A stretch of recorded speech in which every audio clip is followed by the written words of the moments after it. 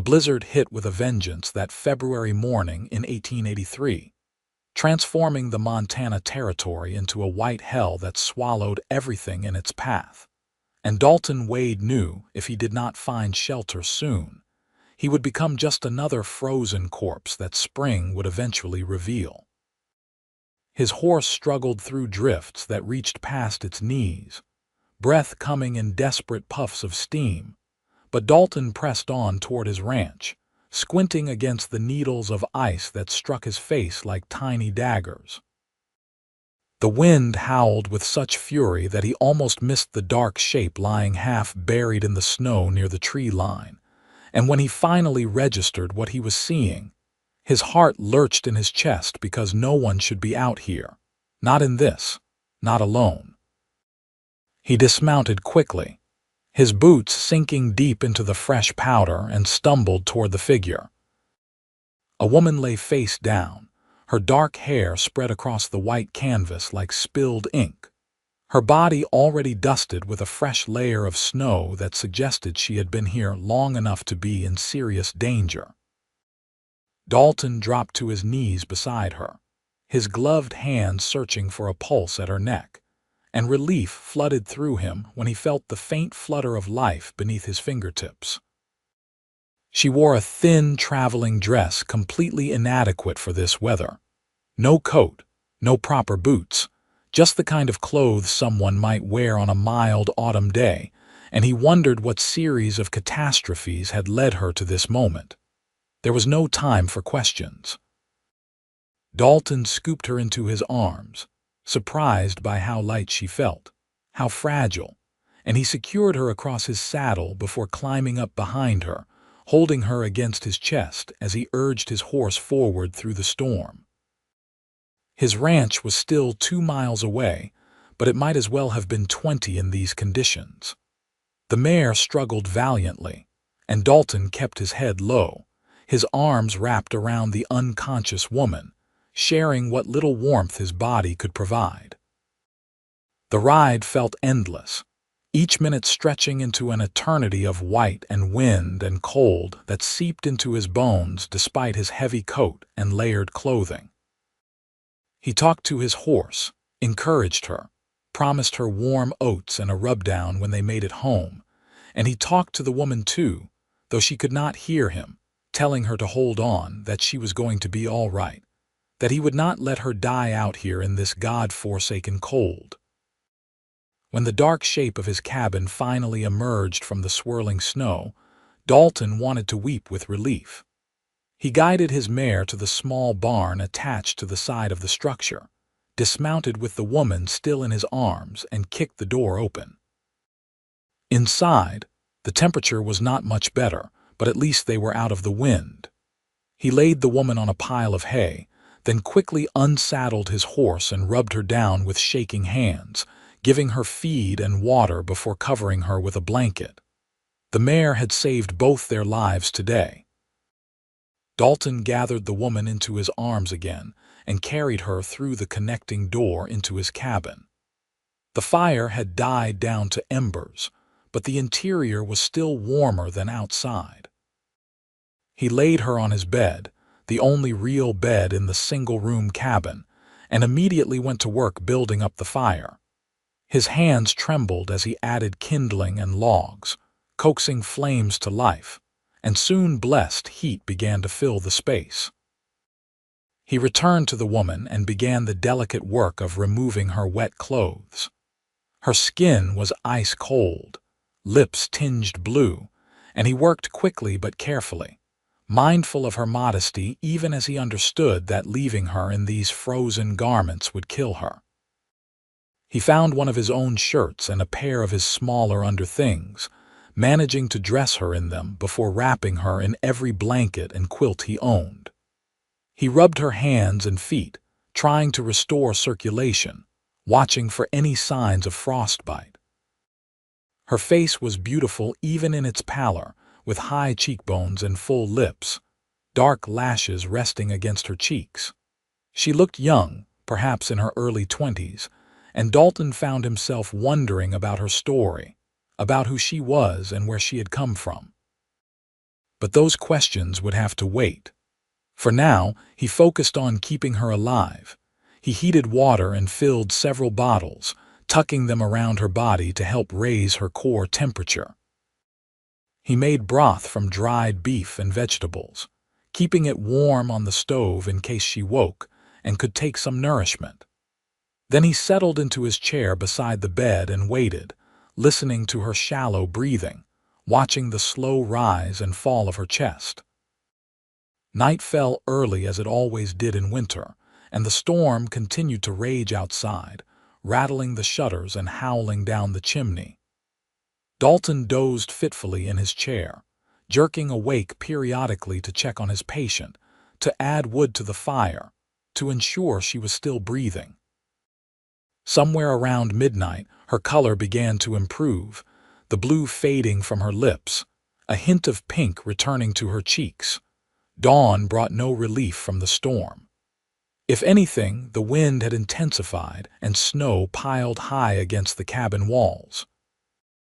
Dalton heated more broth and checked his supplies, calculating how long they could last if the blizzard continued. He had enough firewood for a week, maybe longer if he was careful. Food would be fine. He always kept his larder well stocked for situations exactly like this. He was stirring the broth when he heard a soft sound from the bed. He turned to find the woman's eyes open, staring up at the rough-hewn ceiling beams with obvious confusion. Her eyes were green, he noticed, a deep forest green that seemed to catch the firelight. "Easy now," he said, moving to her side. "You are safe." She turned her head toward him, those green eyes widening with fear. She tried to sit up, but her body would not cooperate, weakened by her ordeal. "Where am I?" Her voice was hoarse, barely more than a whisper. "My ranch." About 15 miles north of Julian, Montana territory. He kept his voice gentle, non-threatening. "I found you in the snow yesterday morning. You were nearly frozen." She closed her eyes and he saw tears begin to leak from the corners. "I thought I was going to die." "You almost did." He pulled his chair closer. "What is your name?" Sarah Reynolds." She opened her eyes again, looking at him with new interest. "Who are you?" "Dalton Wade. This is my place." He gestured around the modest cabin. "It is not much, but it is warm and dry. You are welcome to stay as long as you need." "I do not remember much," she said, her brow furrowing. "The stage. There was an accident. The wheel broke and we went over down an embankment. Everyone was screaming." Her breathing quickened as the memory returned. "The driver, he was thrown clear. I think his neck broke. The other passengers, there was so much blood. A woman named Mrs. Patterson, she was not moving. And a young man, a salesman, he was trapped under the luggage." "Where were you headed?" Dalton asked. "Virginia City. I was supposed to meet my cousin there. She runs a boarding house and offered me work." Sarah's voice cracked. "I left everything behind in Ohio after my parents died. The farm was sold to pay debts. I had nothing left there." Dalton felt a surge of sympathy for this woman who had already lost so much and then nearly lost her life in the snow. "How did you get separated from the stage?" "I was not hurt badly in the crash, just bruised. I tried to help the others, but there was nothing I could do." The salesman was still alive, barely. "He told me to go for help. There was supposed to be a way station a few miles back. I started walking." She closed her eyes again. "It was so cold. The snow started falling harder. I could not see. I just kept walking until I could not walk anymore." "You walked in the wrong direction," Dalton said quietly. "The way station is south. You went north." "I got turned around in the snow," she whispered. "I killed them, did I not, if I had found help faster?" "You did not kill anyone," Dalton said firmly. "You did what you could. You tried. That is more than many people would have done." She looked at him then, really looked at him, taking in his weathered face, the lines around his eyes that spoke of long days in the sun, the dark hair that curled slightly at his collar, the broad shoulders and capable hands. He was perhaps 30, she guessed, old enough to have some years on him but still in his prime. There was kindness in his eyes, and she found herself trusting him instinctively. "Thank you," she said, "for saving me, for bringing me here. You could have ridden past and never seen me." "I could never have done that," he replied. "No decent person could. Not everyone is decent." "That is true enough." He stood. "Are you hungry? I have broth. It will help warm you from the inside." She nodded, and he brought her a mug of the steaming liquid. She managed to sit up enough to sip it, and he saw her wince as she moved. "Sore?" he asked. "Everything hurts," she admitted, "but I suppose that means I am alive to feel it." That is the right way to look at it. He watched her drink, noting the way her hands shook slightly. She was still recovering, still weak. It would be days before she was back to full strength. Over the next 3 days, the blizzard continued to pound the Montana Territory with relentless fury. Snow piled so high against the cabin that Dalton had to dig a path just to reach the barn to care for his horse and the 2 cows he kept for milk.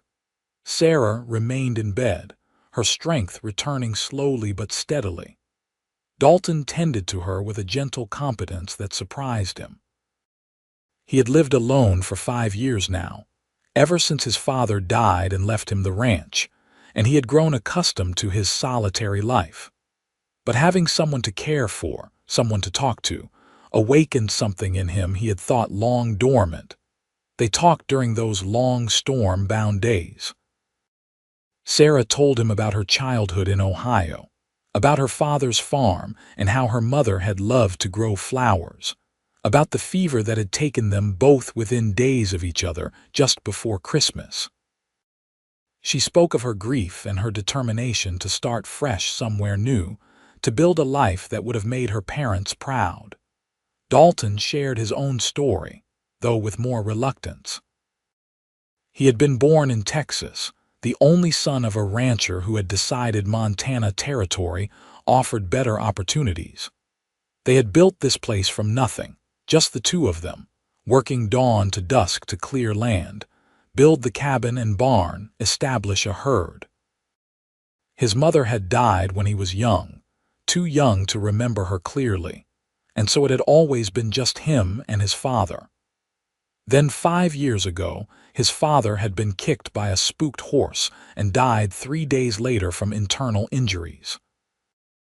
Dalton had been 25 and suddenly alone in the world. "You never get lonely?" Sarah asked on the 3rd day, when she was finally strong enough to sit in the chair by the fire while he worked at repairing a saddle. "Sometimes," he admitted, "but I keep busy. There is always work to be done on a ranch, and I go into Julian every few weeks for supplies, see some familiar faces at the general store or saloon." "Have you ever thought about getting married, starting a family?" He looked up from his work, his blue eyes meeting hers. "I thought about it.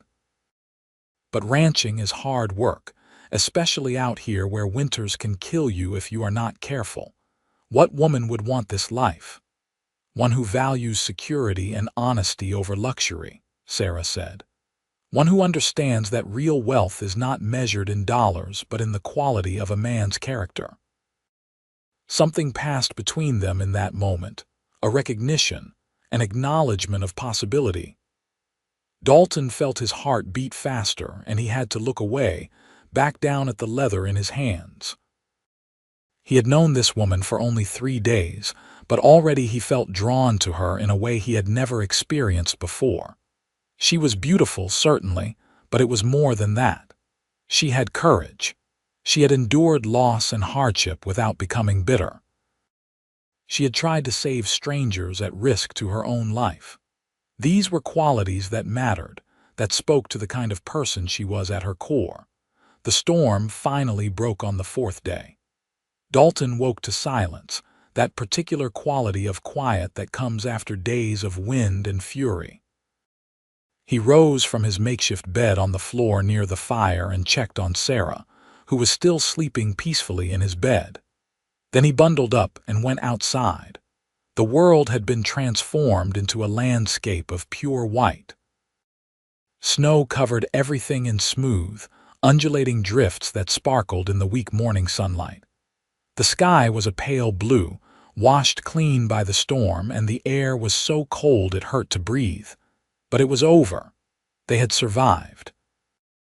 Dalton spent the morning digging out, creating paths to the barn and to his woodpile, checking on his animals.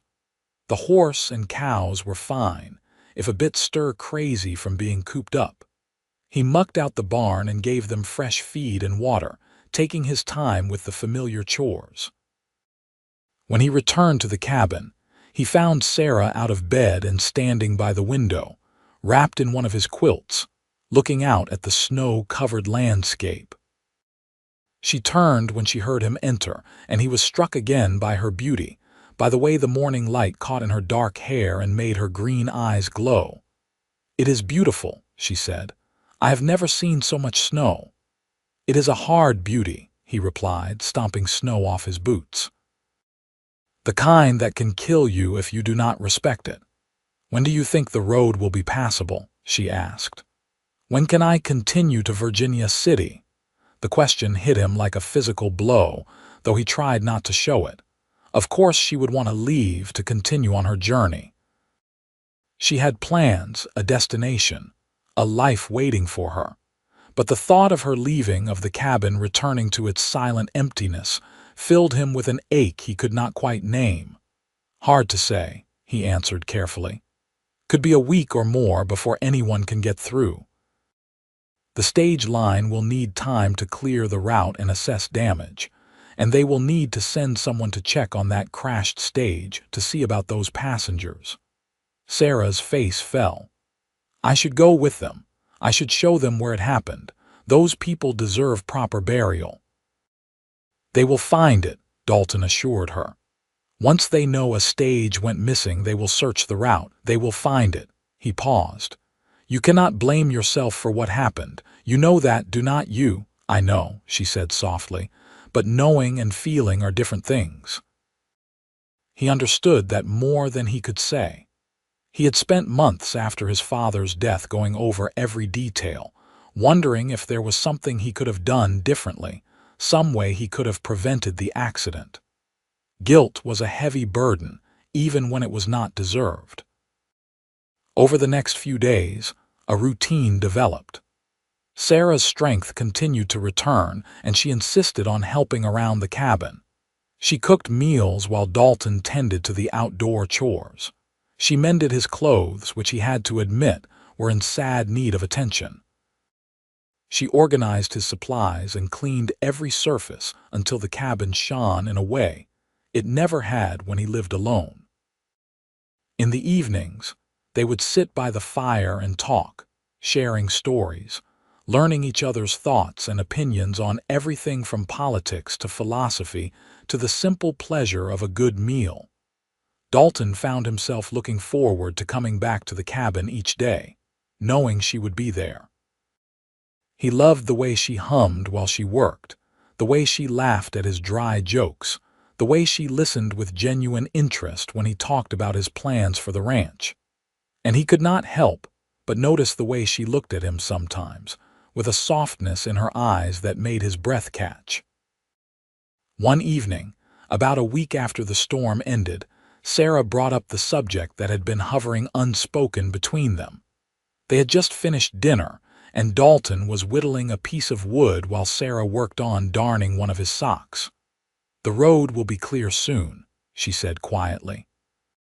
"I have been here almost 2 weeks now. I should not impose on your hospitality any longer than necessary."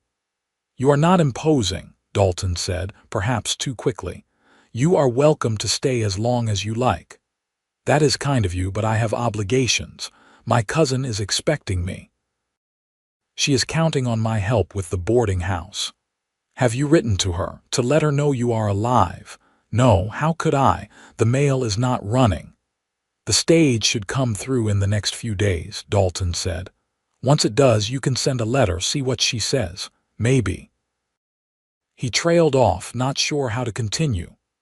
"Maybe what?" Sarah prompted, setting down her mending to look at him. Dalton put down his whittling and met her eyes. His heart was pounding, but he knew he had to say this, had to take this chance.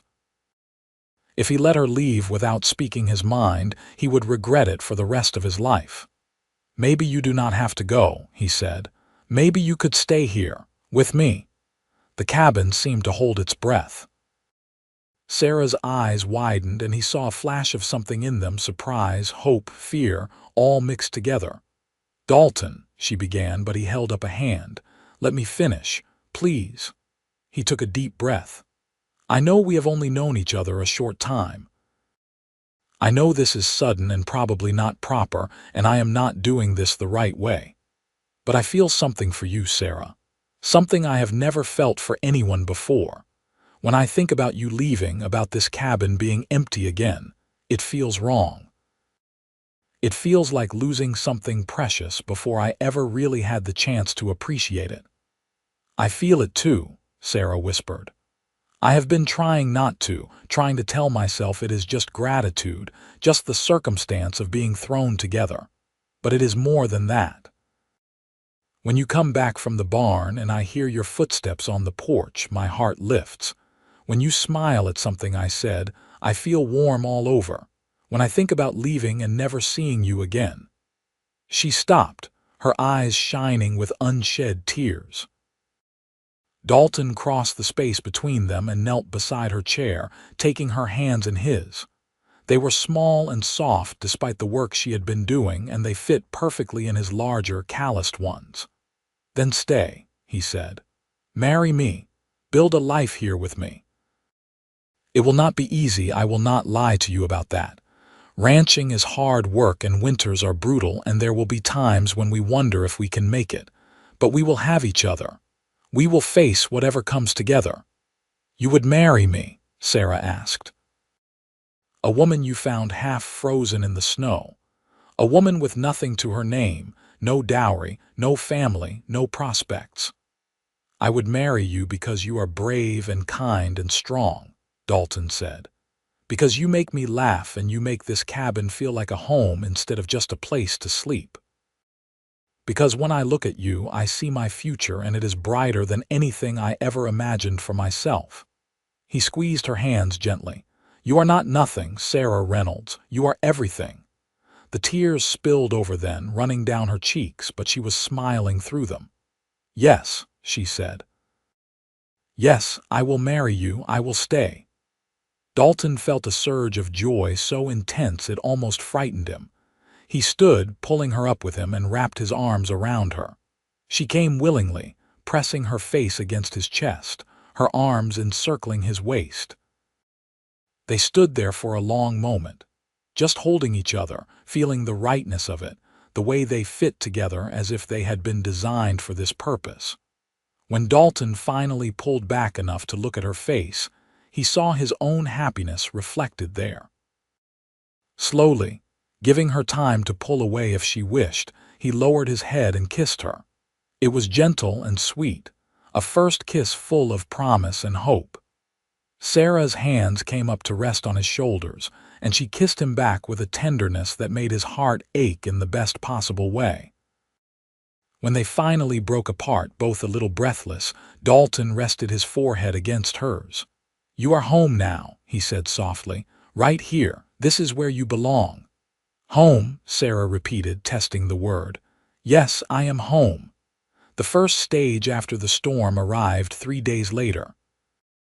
Dalton and Sarah rode into Julian together, her sitting behind him on his horse, her arms wrapped around his waist.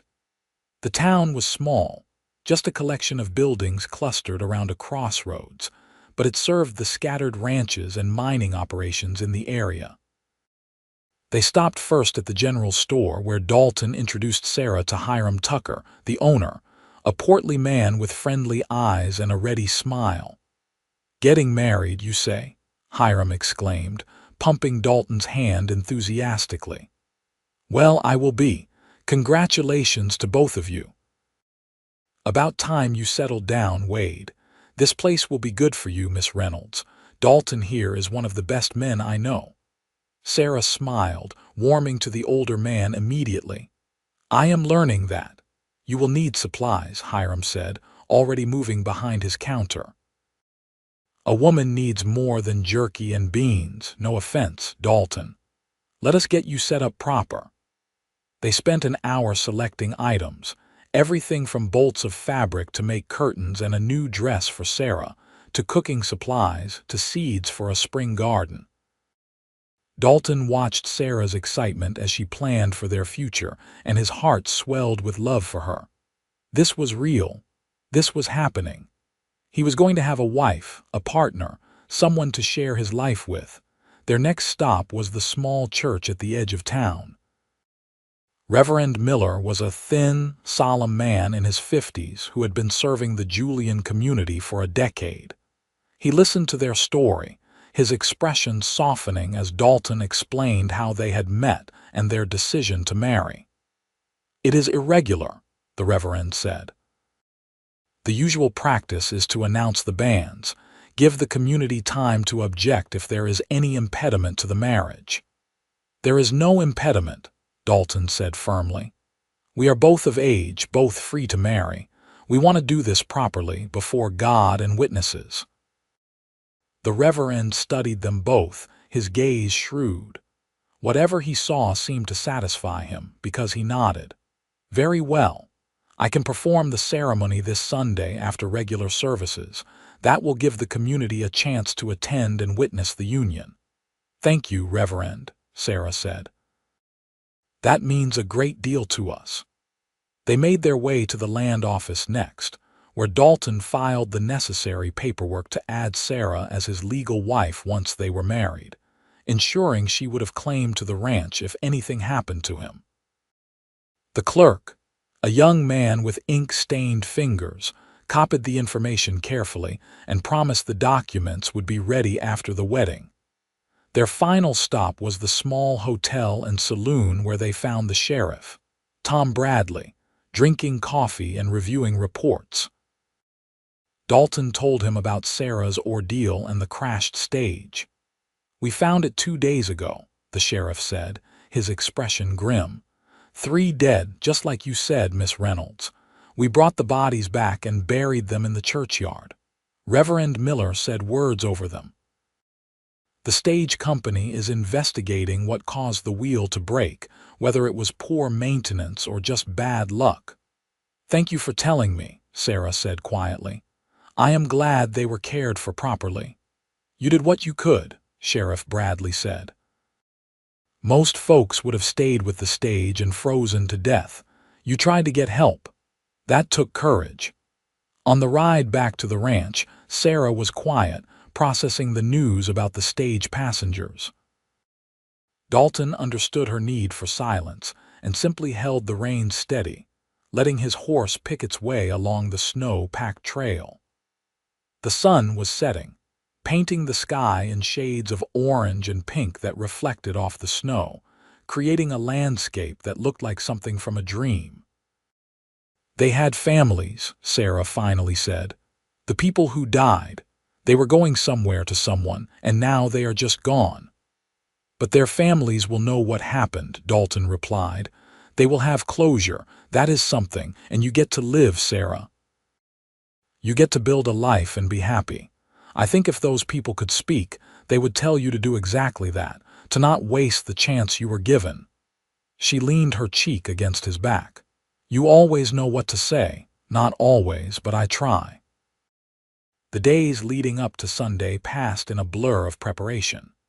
Sarah worked on making herself a simple but pretty dress from the blue fabric they had purchased. Dalton cleaned and polished his best boots and pressed his one good suit, which he had not worn since his father's funeral. They talked late into the nights, sharing their hopes and fears about the future, learning to communicate honestly and openly with each other. Dalton found himself amazed by how natural it felt to have Sarah in his life, as if she had always been there. She had a quick wit and a practical mind that complemented his own quieter nature. When he mentioned wanting to expand the herd come spring, she immediately began calculating costs and potential profits. When she talked about wanting to plant a large vegetable garden, He offered to build raised beds to make the work easier.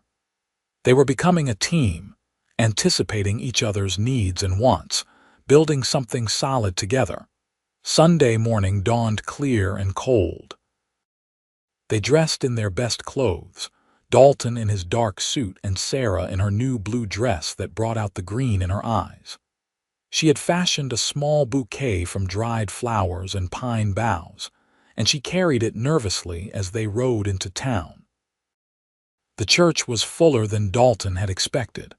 Word had spread about the wedding, and it seemed half the territory had turned out to witness it.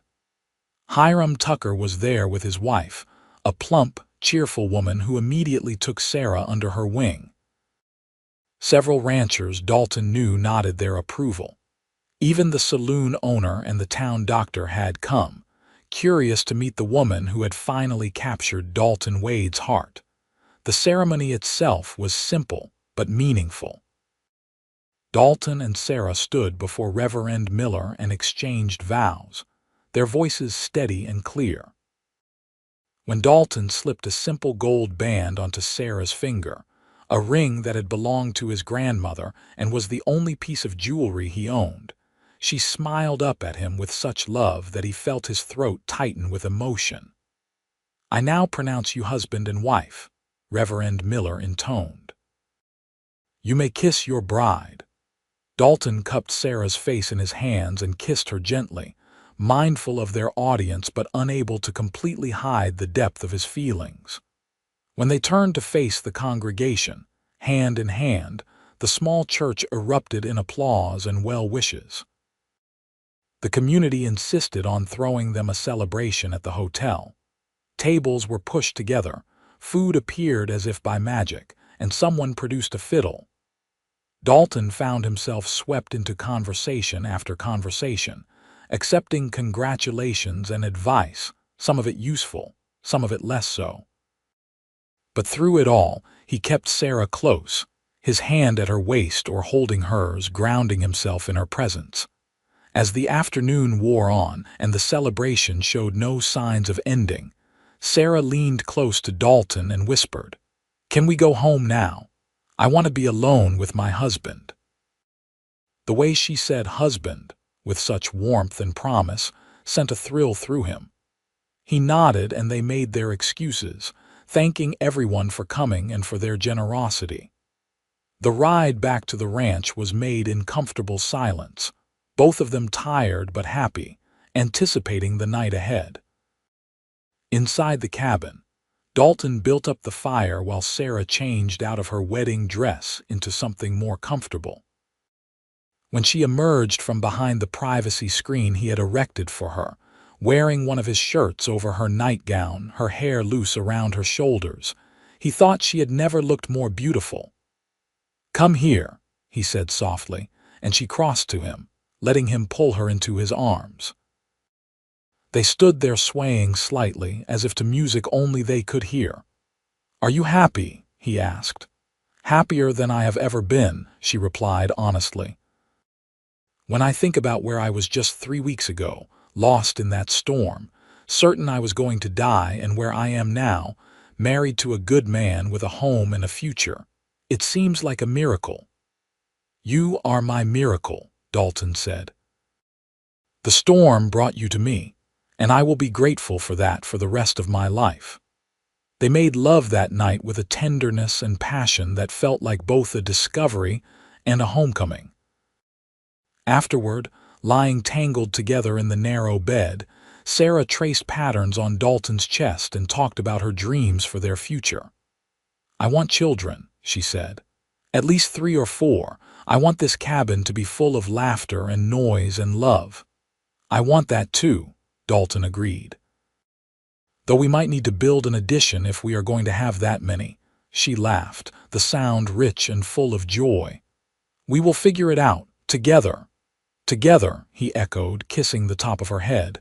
"I like the sound of that." Winter gradually released its grip on Montana territory as February turned to March and then April. The snow melted, revealing the brown grass beneath, and the first signs of spring began to appear. Dalton spent long days repairing fences and checking on his cattle, which had survived the winter better than he had hoped. Sarah worked on preparing the ground for her garden, turning soil and planning what to plant where. They developed routines and rhythms, learning to live together, to navigate the small irritations and adjustments that came with marriage. Dalton discovered that Sarah was not a morning person and needed coffee before she could engage in meaningful conversation. Sarah learned that Dalton needed time alone occasionally, that after days of hard physical labor, he sometimes retreated into silence, not because he was angry or upset, but because he needed to process his thoughts internally. But the love between them continued to grow, deepening into something solid and enduring. They learned each other's bodies, what brought pleasure, what sparked desire. They learned to argue constructively, to express frustration without cruelty, to apologize and forgive. They learned to laugh together, to find humor in the small mishaps of daily life, to not take themselves too seriously. In late April, Sarah missed her monthly courses. She waited another week before saying anything to Dalton, not wanting to raise hopes prematurely. But when a second week passed and still nothing, she could no longer keep the news to herself. "I think I might be with child," she told him one evening as they were cleaning up after dinner. Dalton froze, the dish he was drying forgotten in his hands. "Truly, I cannot be certain yet, but all the signs are there." She placed a hand on her still flat stomach. "We might be parents by the end of the year." A slow smile spread across Dalton's face, transforming it from merely handsome to absolutely radiant. He set down the dish and crossed to her, pulling her into a tight embrace. "A baby," he said wonderingly. "Our baby." "Are you happy?" Sarah asked, though his reaction made the answer obvious. "Happy does not begin to cover it," he replied. "Terrified, yes. Excited, absolutely. But mostly just grateful. Grateful for you, for this life we are building, for the family we are starting." By May, there was no doubt. Sarah's body began to change, her breasts becoming tender, her belly starting to swell ever so slightly. She tired more easily, but remained determined to keep up with her share of the work. Dalton watched her like a hawk, ready to swoop in and take over if he thought she was overdoing it, which sometimes irritated her and sometimes touched her, depending on her mood. They made another trip to Julian in June, this time to see the doctor and purchase supplies they would need for the birth. Dr. Harrison examined Sarah and pronounced her healthy and progressing well. He estimated the baby would arrive in late December or early January, a winter baby. "You will want to stock up well before the birth," the doctor advised. "Make sure you have plenty of wood cut and food stored. Montana winters are unpredictable, and you do not want to be caught short if a storm hits around her due date." "I will make sure we are prepared," Dalton promised. Throughout the summer, Dalton worked harder than he ever had, determined to ensure they had everything they needed before winter arrived. He hired 2 ranch hands to help with the heavier work, young men from town who were glad for the employment.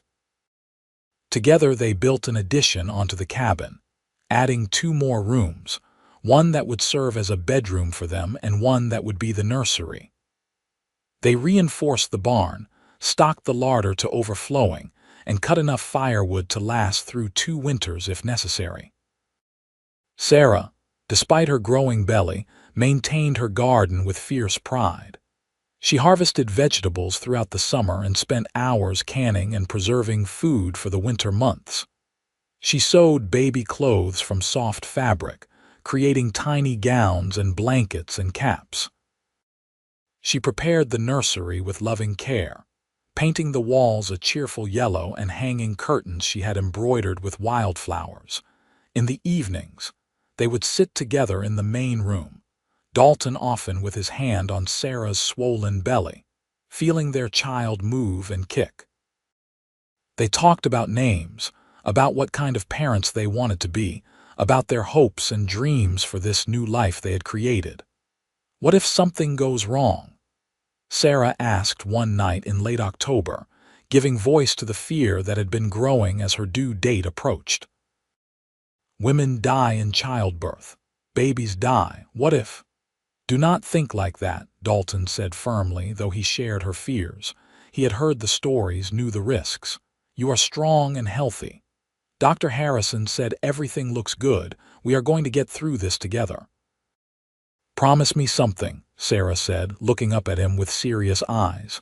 If something happens and you have to choose the baby. Save our child. Sarah, no, I cannot promise that. Please, Dalton, promise me.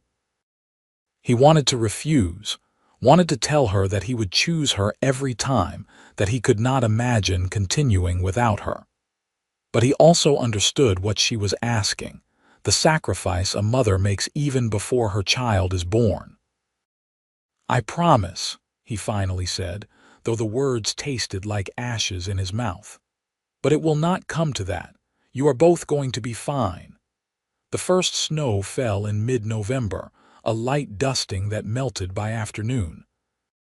But it was a reminder that winter was coming, and with it, the birth of their child.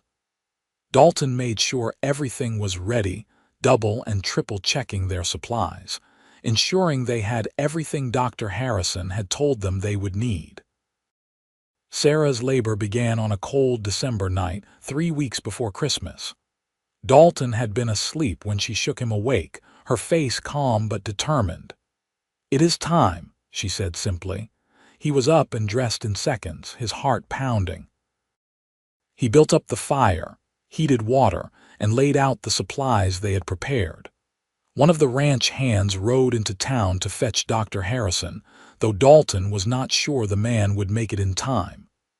Sarah's pains were coming quickly, much faster than either of them had expected. Dalton stayed with her throughout the long night, holding her hand, wiping her brow, encouraging her when the pain became almost unbearable.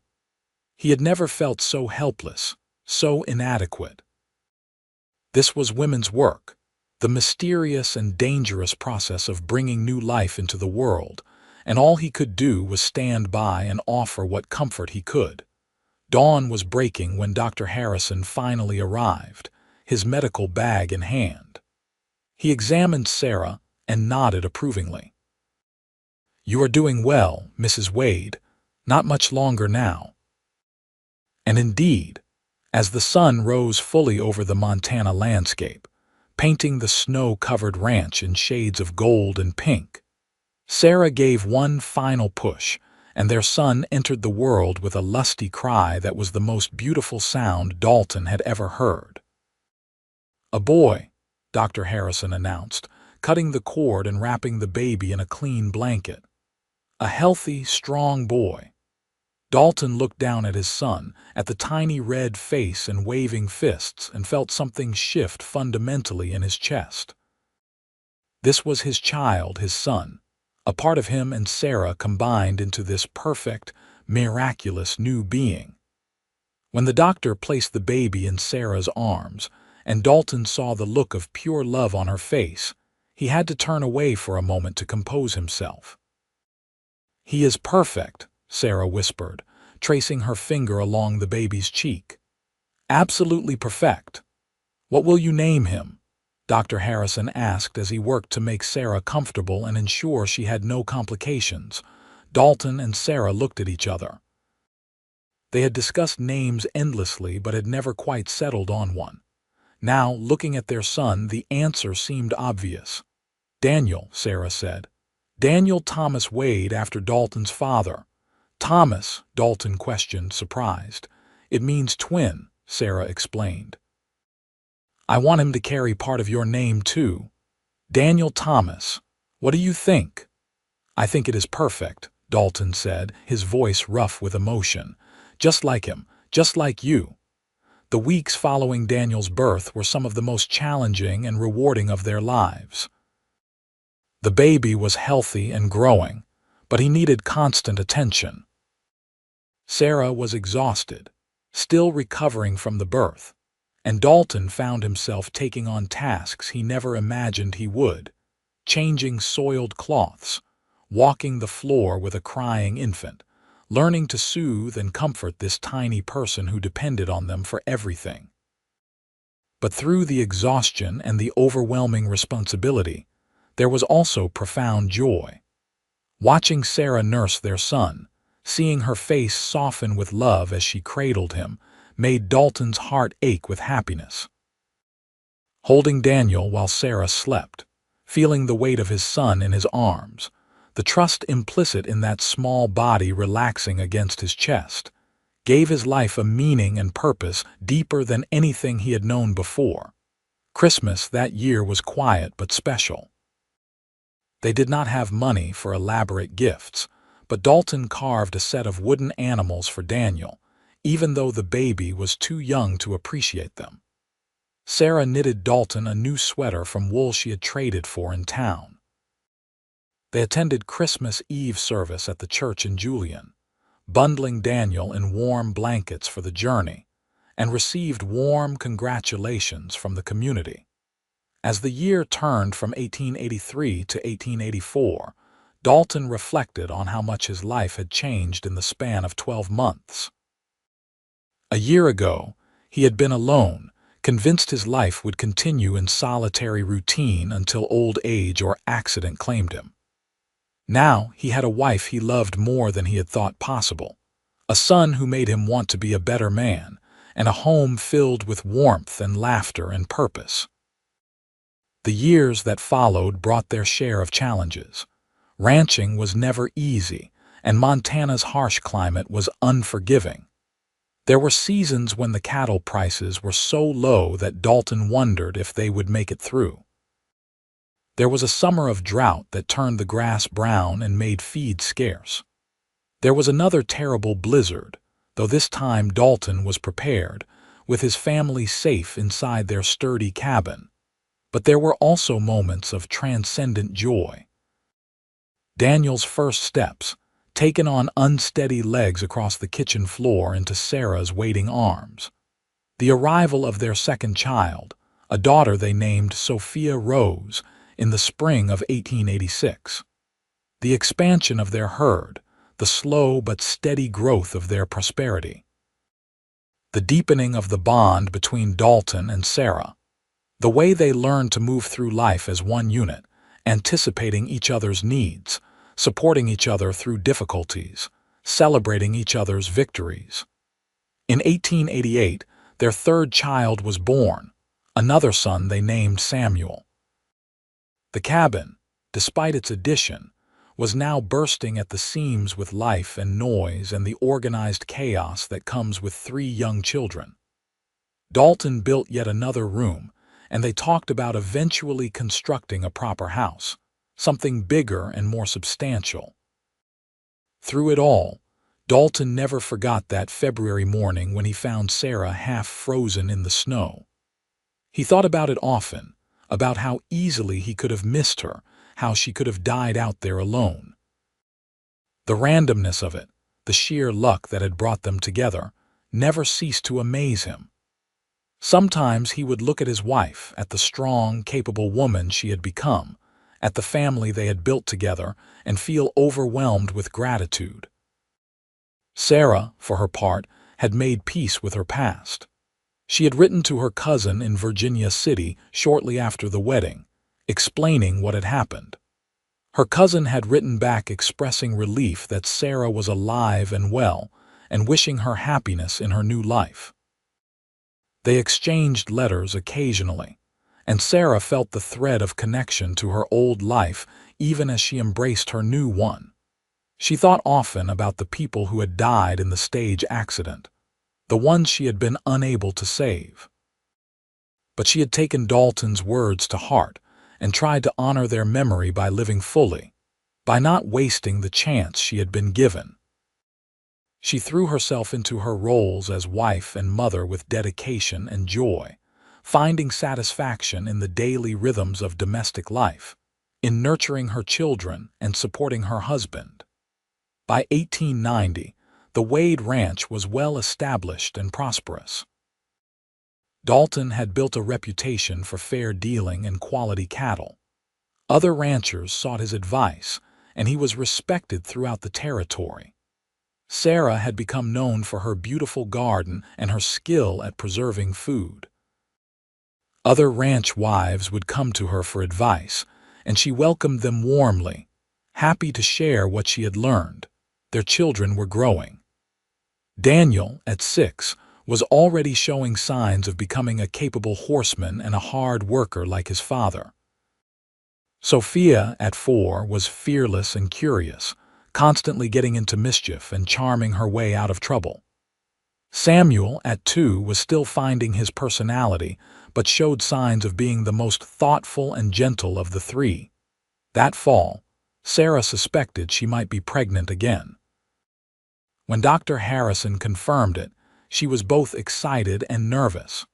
4 children would stretch their resources, both financial and emotional. But when she told Dalton, his face lit up with such joy that her concerns faded. 4 children, he said wonderingly. We are going to need to build that new house sooner rather than later. Are you sure we can afford it? Sarah asked. We will find a way, Dalton assured her. We always do. True to his word, Dalton began planning the new house that winter. It would be larger, with enough bedrooms for their growing family, a proper kitchen for Sarah, and a parlor where they could entertain guests. He spent months working on the design, consulting with builders in Julian, ordering materials.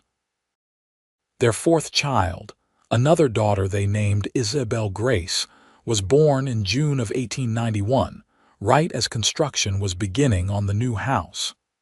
The timing was chaotic, but they managed. Sarah recovered more quickly from this birth than the others, perhaps because she was more experienced now, more confident in her body's ability to do what it needed to do. The house was completed in September, just before the first frost. It was beautiful, a 2-story structure with a wide front porch and large windows that let in abundant light. Moving in felt like a milestone, a physical manifestation of how far they had come. The night of the move, after the children were finally settled and asleep in their new bedrooms, Dalton and Sarah stood together on the front porch, looking out at their land. The setting sun painted everything in shades of orange and gold, and the air was crisp with the promise of autumn. "Do you ever regret it?" Dalton asked, his arm around Sarah's waist. "Staying here instead of going to Virginia City. Sometimes I wonder if you think about the life you might have had." Sarah turned to look at him, her green eyes warm with love. "I do not regret a single thing," she said firmly. "That blizzard that almost killed me brought me to you, to this life, to our children. I would not change any of it, not even the hard parts. This is where I was meant to be.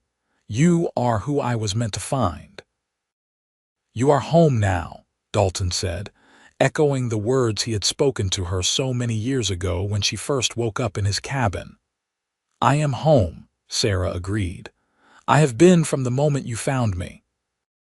They stood there together as the stars began to appear in the darkening sky, comfortable in the silence, secure in their love, grateful for the life they had built from what had begun as a desperate rescue in a Montana blizzard. The years continued to pass, each one bringing its own joys and challenges. The children grew, each developing their own distinct personalities and interests. Daniel, true to early predictions, became an excellent horseman and took on more responsibility around the ranch as he grew older. Sophia surprised everyone by showing a keen head for numbers and began helping Sarah with the household accounts.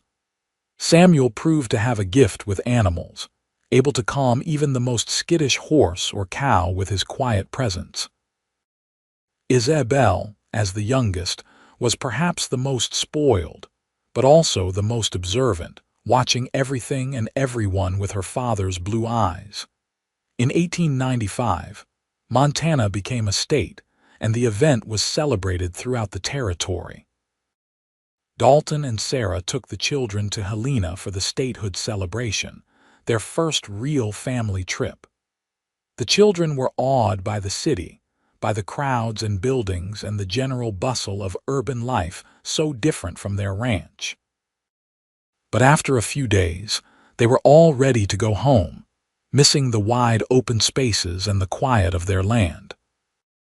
As Daniel approached his teenage years, Dalton began seriously teaching him the business of ranching, taking him along on cattle drives, showing him how to assess the quality of livestock, explaining the economics of buying and selling. Daniel absorbed it all eagerly, proud to be trusted with grown-up responsibilities. Sarah, watching her oldest son grow into a young man, felt the bittersweet passage of time. Her children would not be young forever. Soon enough they would be grown, making their own ways in the world. But she tried not to dwell on the future, instead focusing on appreciating each day, each stage of their development. In 1898, when Spanish-American War broke out, there was much discussion about it in Julian and throughout Montana. Dalton was grateful his sons were still too young to be called to service, though he wondered what the world would look like by the time they were grown. The country was changing rapidly, modernizing in ways that were both exciting and unsettling. The ranch continued to prosper throughout the decade. Dalton had expanded their operations considerably, and they now employed several full-time ranch hands. The new house had proven to be a wise investment, comfortable and spacious enough for their family and the occasional guest. Sarah had established herself as a pillar of the community, known for her generosity and wisdom. Women came to her for advice on everything from child rearing to marriage to managing household finances. As the century drew to a close, Dalton and Sarah found themselves reflecting on the 17 years they had been together. They were no longer young. Dalton was approaching 40, his dark hair now threaded with gray at the temples. Sarah was in her late 30s, her face showing the lines that come from a life fully lived, from laughter and worry and the constant work of raising children. But to each other, they were as beautiful as they had been on their wedding day. One evening in December of 1899, as they prepared to celebrate the turn of the century, Sarah and Dalton found a rare moment alone. The children were all in bed, the house was quiet, and they sat together by the fire in their bedroom, hands clasped. 17 years ago, I was lost in a blizzard, certain I was going to die, Sarah said softly. I remember the cold, the way it seeped into my bones. I remember falling in the snow and not being able to get up, just accepting that this was the end.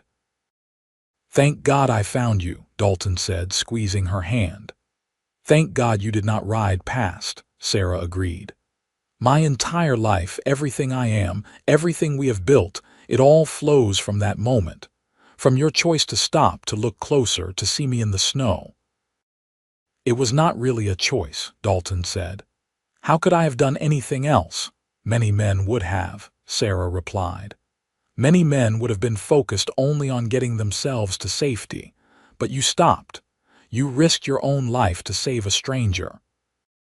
That tells me everything I need to know about who you are. I am just a man who got lucky, Dalton said.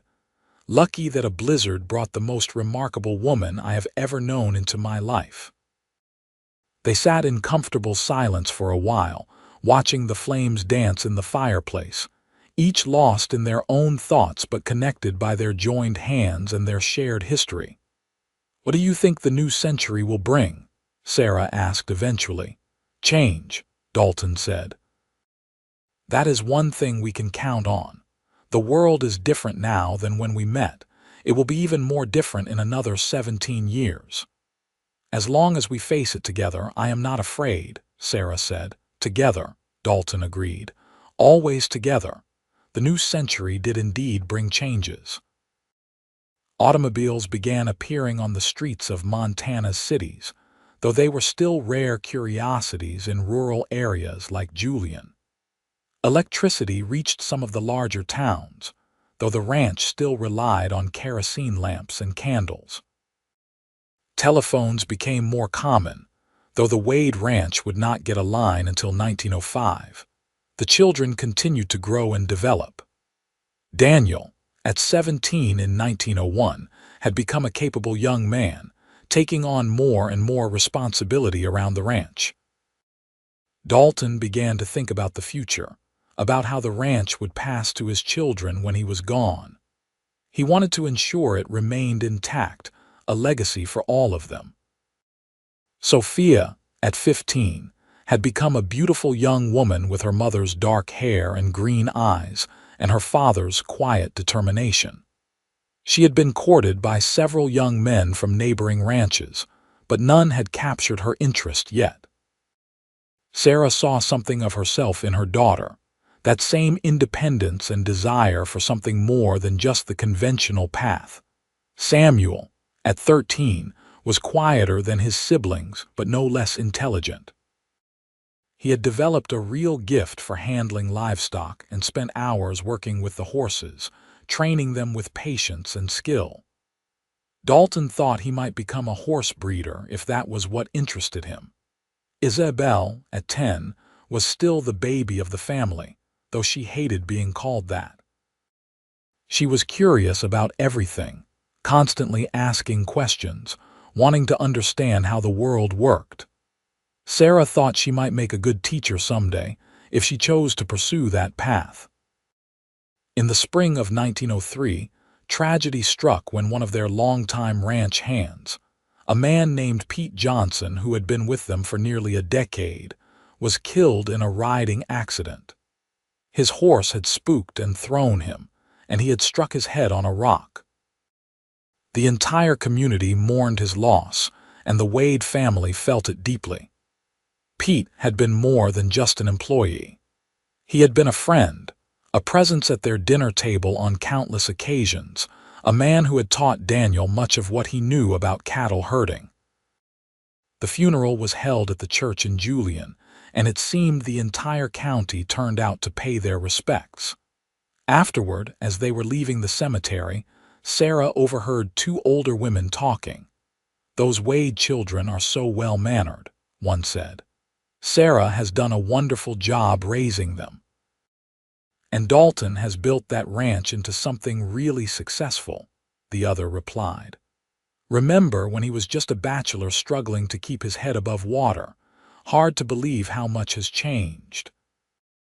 Sarah smiled to herself, thinking about how different their lives were now from those early days. But the foundation remained the same, the love she and Dalton shared, the commitment they had made to each other and to their family. That evening, back at the ranch, the family gathered for dinner as they always did. It was a noisy affair, with the children talking over each other, sharing stories from their day, arguing good-naturedly about everything from politics to whether it would rain tomorrow. Dalton sat at the head of the table, Sarah at the foot, and they exchanged glances throughout the meal. Those silent conversations that long married couples develop, saying everything without words. After the children had gone to bed, Dalton and Sarah took a walk around their property, something they tried to do regularly when weather permitted. The spring evening was mild, with a hint of warmth that promised summer was not far off. They walked hand in hand, pointing out things that needed attention, discussing plans for the coming months, comfortable in the rhythm of their partnership. "Daniel is almost a man now," Dalton observed. "In another year or two, he will probably want to start courting seriously, thinking about marriage." "I know," Sarah said.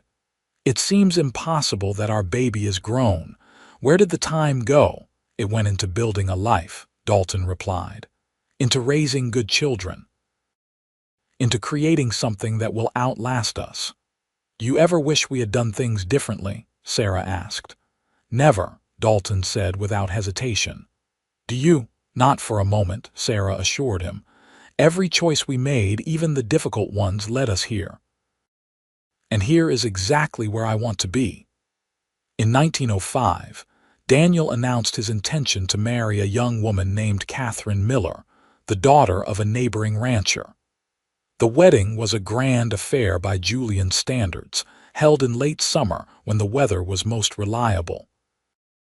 Dalton and Sarah watched their eldest son exchange vows, and both felt the profound mix of pride and melancholy that comes with watching your child begin their own adult life. Daniel and Catherine built a small house on the ranch property, and Daniel continued working alongside his father, now with increased authority as he began to take over more of the day-to-day management. Catherine fit into the family beautifully, and Sarah was grateful to have another woman around to share the domestic workload and provide companionship. In 1906, Catherine gave birth to a son, making Dalton and Sarah grandparents for the first time.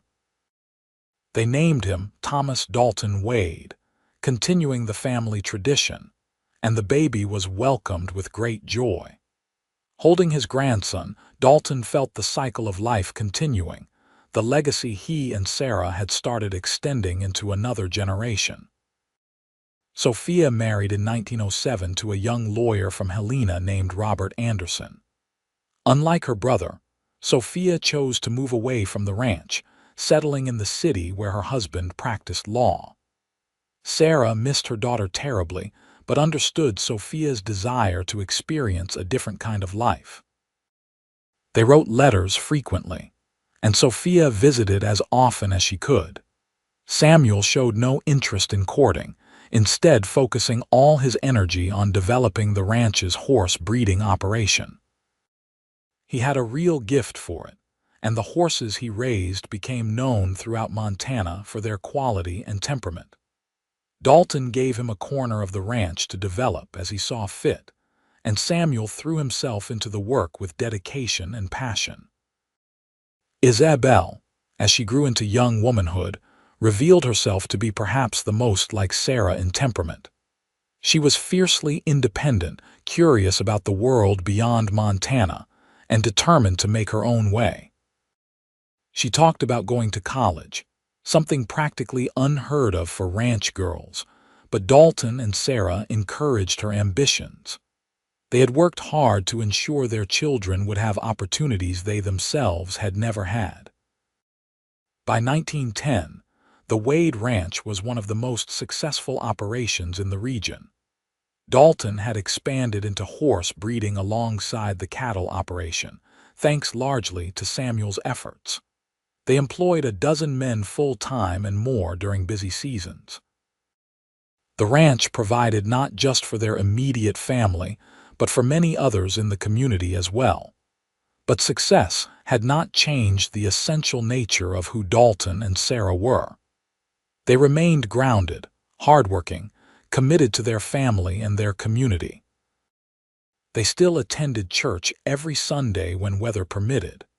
Sarah still maintained her garden, though it was now largely tended by Isabel and Catherine. Dalton still rose before dawn to check on the livestock, though Daniel now handled many of those duties. On a cold February morning in 1911, 28 years to the day after Dalton had found Sarah in the snow, they woke early and lay together in bed, watching the winter sunrise paint the sky outside their window. 28 years, Sarah said softly. Can you believe it has been that long? It feels like both forever and no time at all, Dalton replied. Sometimes I look at you and I still see the woman I pulled from the snow, young and frightened but so brave. Other times I cannot remember what life was like before you. We have had a good life, Sarah said. Better than I ever dreamed possible when I was dying in that blizzard. We have, Dalton agreed. 4 children, all grown or nearly so, 2 grandchildren now with more surely coming. The ranch is prosperous. We have our health, we have each other. What more could anyone ask for? Nothing, Sarah said firmly. Absolutely nothing. We have everything that matters." They rose and went about their day, but both carried with them a sense of gratitude for the path their lives had taken, for the choices made, and the luck that had brought them together. The years continued their steady march. Sophia had 2 children, a daughter and a son, bringing Dalton and Sarah's grandchild count to 4. Catherine had another baby, this time a daughter. Samuel finally courted and married a quiet woman named Jane who shared his love of horses. They built a house near Samuel's breeding operation and began their own family. Isabel, true to her word, went to college in Missoula, studying to become a teacher. She was the first in the family to receive higher education, and both Dalton and Sarah beamed with pride at her graduation in 1912. As Dalton entered his 50s, he began to slow down, not drastically but noticeably. The years of hard physical labor were taking their toll. He turned over more of the ranch operations to Daniel, content to take on an advisory role. He spent more time with his grandchildren, teaching them to ride, telling them stories about the old days when Montana was still a territory, and life was harder but perhaps simpler. Sarah, too, found herself drawn more to domestic pursuits and less to the demanding physical work of earlier years. She focused on her relationships, on maintaining connections with her children and grandchildren, on being a source of wisdom and comfort for the younger generation. She and Catherine became close, almost like mother and daughter, and Sarah was grateful for the relationship. In 1915, the world seemed to be going mad. War raged in Europe, and though America was not yet involved, everyone knew it was only a matter of time. The news that filtered back from the battlefields was horrific, stories of modern warfare's terrible toll. Dalton was profoundly grateful that his sons were both too old for conscription if America entered the war, and his grandsons too young. But he worried about the world his grandchildren would inherit. That spring, Dalton fell ill with pneumonia.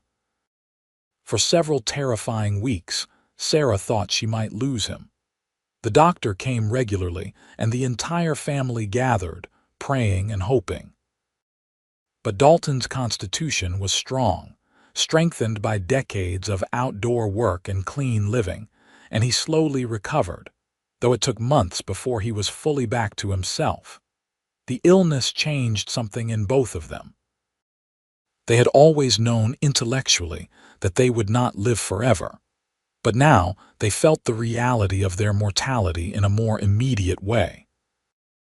They began to talk more seriously about the future, about what would happen to the ranch after they were gone, about how to ensure the family remained united. Dalton had a will drawn up, with the ranch divided equally among the 4 children. Sarah made sure her own affairs were in order as well. They talked to the children about their wishes, about wanting the ranch to remain in the family, to continue to be a source of livelihood and pride for future generations. By 1917, when America finally entered the Great War, Dalton was 57 and Sarah 55. They had been married for 34 years together through all that time, partners in every sense of the word. They had weathered storms literal and figurative, had raised 4 children, had built something substantial and lasting. Sitting together on the porch of their house one warm summer evening, watching the sun set over their land, Sarah leaned her head on Dalton's shoulder. "If I could go back to that moment in the snow," she said thoughtfully, "to when I thought I was dying and somehow know that I would be saved, that I would have all of this, I do not think I would have believed it. It would have seemed too good to be true." "Life has a way of surprising us," Dalton said.